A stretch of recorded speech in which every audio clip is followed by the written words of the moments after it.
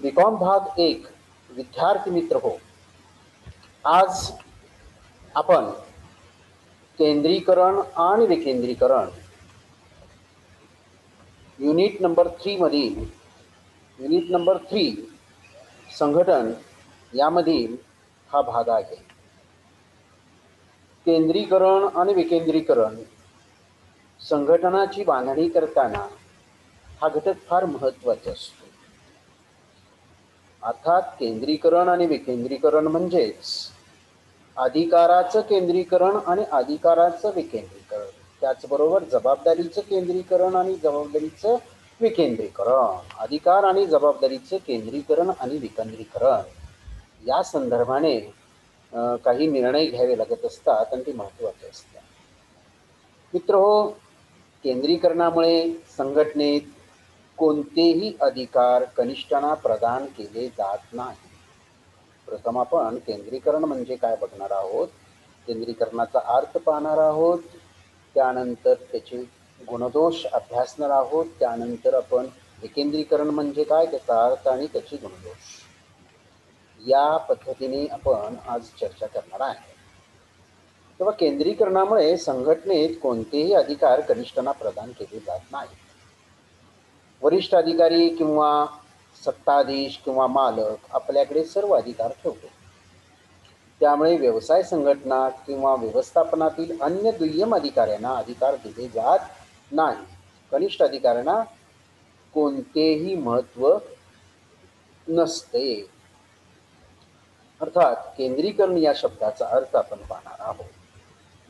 एक, जेव्हा व्यवसाय संघटनेतील सर्व प्रकारचे अधिकार एकाच ठिकाणी एकवटलेले असतात तेव्हा त्यास केंद्रीकरण असे म्हटले जाते किंवा केंद्रीकरण म्हणजे अधिकार केंद्रित होणे होय. दुसरा अर्थ असा सांगता येईल की सत्ता राखून ठेवण्यासाठी सर्व अधिकार एका व्यक्तीकडे किंवा व्यक्तीच्या एका गटाकडे असणे त्यास केंद्रीकरण असे म्हणतात. किंवा दुसऱ्या शब्दात असे म्हणता येईल, जेव्हा वरिष्ठ अधिकारी व्यवसाय संस्थेचे सर्व अधिकार आपल्या हातामध्ये ठेवतात त्यास केंद्रीकरण असे संबोधले जाते. किंवा असंही म्हणता येईल, जेव्हा एखाद्या उद्योग संस्थेमध्ये केवळ वरिष्ठ अधिकाऱ्यांच्याकडेच अधिकार आणि जबाबदारी असते तेव्हा त्यास केंद्रीकरण असे संबोधले जाते. आता काही विचारवंतांनी केंद्रीकरणाच्या व्याख्या केलेल्या आहेत. लुईस ॲलन यांच्या मते संघटनेअंतर्गत केंद्रीय बिंदूवर अधिकार पद्धतशीरपणे आणि सूत्रबद्धपणे स्वरूपात सुरक्षित ठेवणे म्हणजे केंद्रीकरण होय. अवस्थी व महेश्वरी यांनी व्याख्या केलेली आहे. केंद्रीकरण म्हणजे सत्तेचे एकत्रीकरण वरिष्ठ अधिकाऱ्यांच्या ठिकाणी होणे यास केंद्रीकरण असे म्हणतात. अशा प्रकारे ज्यांच्याकडे सत्ता, अधिकार, जबाबदारी काही मुठभर लोकांच्या हातामध्येच असते उद्योग संस्थेमध्ये तेव्हा त्यास अधिकाराचं केंद्रीकरण झालं असं म्हणतात.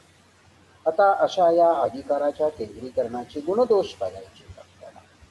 तेव्हा पहिल्यांदा गुण बघूया. काय फायदे काय त्याचे मिळतात केंद्रीकरणामुळे. केंद्रीकरणामुळे कनिष्ठांच्या कार्यात योग्य समन्वय साधता येतो. संस्थेच्या कामकाजात संदर्भातील निर्णय जलद गतीने घेता येतात. संस्थेच्या धोरणाबद्दल उद्दिष्टांबद्दल भावी नियोजन बद्दल गुप्तता राखता येते. कर्मचाऱ्यांच्या प्रयत्नामध्ये साधनांच्या वापरामध्ये पुनरावृत्ती होत नाही, त्यांचा योग्य वापर करता येतो. 5, वरिष्ठांच्या नेतृत्व विकासासाठी उपयोगी ठरते. 6, आणीबाणीच्या परिस्थितीमध्ये किंवा अडचणीच्या वेळी केंद्रीकरण उपयुक्त ठरते कारण निर्णय त्वरित घ्यावे लागत असतात. 7, सर्वांच्या कार्यावर योग्य असे नियंत्रण ठेवता येते किंवा नियंत्रणाची क्रिया सुलभ बनते. जरी या ठिकाणी केंद्रीकरणाचे हे गुण असले किंवा फायदे दिसून येत असले तरी काही दोष देखील आहेत. 1, निर्णय घेणाऱ्या व्यक्ती मर्यादित असतात. त्या प्रत्येक बाबतीत तज्ज्ञ असतातच असे नाही, त्यामुळे निर्णय चुकू शकतो व त्याचा तोटा उद्योग संस्थेला सहन करावा लागतो किंवा उद्योग संस्थेला त्याचा तोटा होतो. 2. निर्णय घेण्याचा अधिकार एकाच किंवा काहीच व्यक्तींचा असतो. इतरांना फक्त आदेशाप्रमाणे काम करावे लागते. त्यामुळे त्यांच्याकडून पूर्ण क्षमतेने काम होईलच असे नसते किंवा त्यांच्याकडून योग्य प्रतिसाद मिळेलच असं नाही. त्यानंतर कनिष्ठ कर्मचाऱ्यांना प्राधान्य मिळत नाही. त्यामुळे त्यांच्याकडे असणारे ज्ञान, कौशल्य किंवा त्यांची प्रगती करायला त्यांना संधी प्राप्त होत नाही. त्यानंतर कनिष्ठांच्याकडे असणारी क्षमता, कौशल्य, ज्ञान यांचा महत्तम वापर करून घेता येत नाही. आणि अधिकाराचे केंद्रीकरण झालेले असल्यामुळे त्याचा गैरवापर होऊ शकतो. अशा प्रकारे केंद्रीकरणाचे गुणदोष आपल्याला दिसून येतात. आता आपण विकेंद्रीकरण म्हणजे काय या बाबीवर किंवा या गोष्टीवर प्रकाश टाकणार आहोत. अधिकाराचं जसं केंद्रीकरण असतं तसं अधिकाराचं विकेंद्रीकरण केलं जात असतं. आता केंद्रीकरण केव्हा उपयुक्त असतं, विकेंद्रीकरण केव्हा उपयुक्त असतं, तो भाग वेगळा आहे.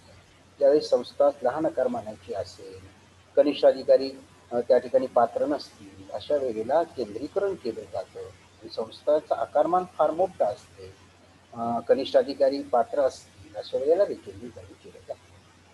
तेव्हा अधिकाराचं केंद्रीकरण म्हणजे काय हे पाहिल्यानंतर आपण अधिकाराचं विकेंद्रीकरण म्हणजे काय बघायचं आहे. विकेंद्रीकरण म्हणजे अधिकाराचं विकेंद्रीकरण. वरिष्ठ अधिकारी जेव्हा आपल्याकडील काही अधिकार कनिष्ठांना देतात तेव्हा त्यास अधिकाराचे विकेंद्रीकरण झाले असे म्हणतात. म्हणजेच अधिकार विकेंद्रित करत असताना पात्र कनिष्ठ अधिकाऱ्यांना काही अधिकार प्रदान करणे होय. विकेंद्रीकरणामुळे सत्तेचे विकेंद्रीकरण होऊन कनिष्ठ पातळीपर्यंत कर्तव्याची विभागणी केली जात असते आणि त्यासाठी अधिकार दिले जातात.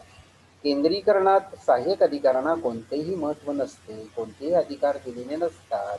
पण विकेंद्रीकरणामध्ये मात्र सहाय्यक अधिकाऱ्यांना महत्त्व असतं, अधिकार प्रदान केले जात असतात. आता या विकेंद्रीकरणाच्या व्याख्या बघूया. न्यूमन आणि समर यांची व्याख्या बघा. व्यवस्थापकीय कर्तव्याची विभागणी विविध कार्यकारी अधिकारी वर्गावर सोपवणे म्हणजे विकेंद्रीकरण होय.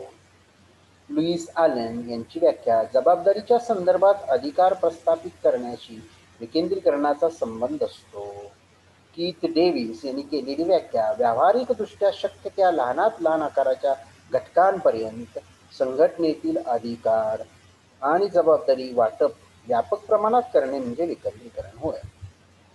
तेव्हा अशा प्रकारे विकेंद्रीकरण म्हणजे अशी प्रत्येक गोष्ट किंवा कृती की ज्यामुळे कनिष्ठांचे संघटनेतील भूमिकेचे महत्त्व वाढत जाते. आणि केंद्रीकरण म्हणजे अशी प्रत्येक गोष्ट किंवा कृती जिच्यामुळे वरिष्ठांचे संघटनेतील भूमिकेचे महत्त्व कमी होत असते.